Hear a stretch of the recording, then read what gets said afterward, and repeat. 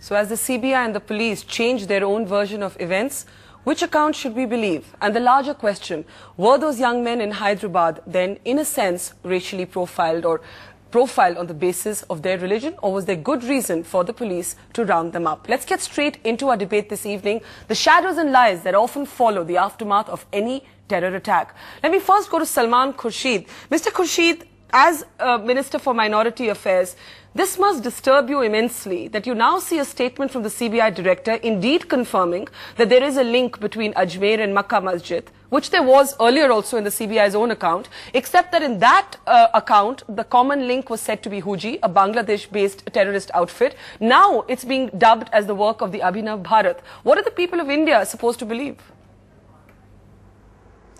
Well, frankly, I think that the problem really lies in the media wanting to know too much too soon. I think world over there is self-restraint when it comes to criminal investigations. In the UK, for instance, there have been contempt issued against media and ordinary people when they've talked about accusations against any individual before an actual trial takes place. Here, of course, I'm not saying that any particular section of our society is at fault. We all have this problem that we jump to conclusions too soon. We put too much pressure on the investigative agencies to come up with something, to tell something, to make it public, to put it in the public realm, and that does cause problems. And this is exactly what you're saying now, that it causes irreversible damage to some people. And I would just urge that we ought to show a little more restraint in these matters. Ultimately, the truth will come out only when a trial is completed. And sometimes a trial gives you a completely different picture from the investigation itself. But Mr. Khurshid, is it fair for you to, in a sense, blame this on the media or on the hunger in people to know what's happened? Surely the onus is on investigative agencies to then say, we don't know the truth yet, instead to provide a kind of very elaborate leaks down to, let's say, a SIM card trail in the case of Mecca Masjid, SIM cards that were ostensibly used to detonate the bomb in Mecca Masjid. Whose fault is that kind of account giving when 26 young men of Hyderabad were then rounded up apparently for no reason?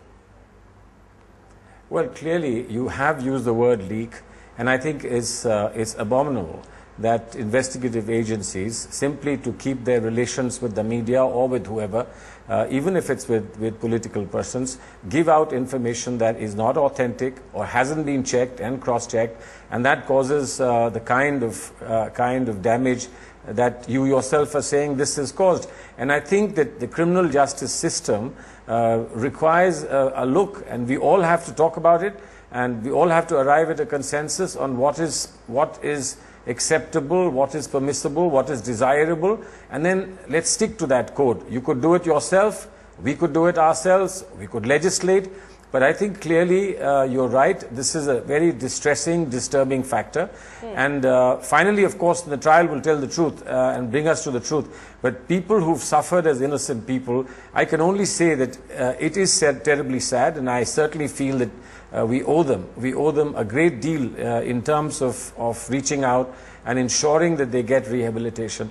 And I'm quite sure that the government will do this. The courts will also insist on something like this. In the communal violence bill, we are purporting to try and institutionalize something that provides some degree of accountability when something like this happens. May I just ask you quickly before I go to my other panelists, do you believe that these men in Hyderabad were picked up because they were Muslim, or do you believe that the investigators would have had good reason to interrogate them?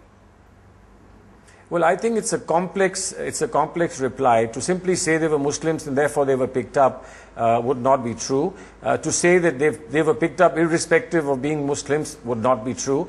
It's a very complicated situation. It's not easy for an investigator. There are people and mischief mongers in every community that create an atmosphere of suspicion, which causes then for this kind of an overreaction. I think it's a regrettable thing, and we all in our society need to work on this to ensure that injustice is not done. But we do know that the criminal justice system does provide for a degree of public interest where some people suffer because the public interest requires that an investigation proceed at a pace that is acceptable to society. Okay.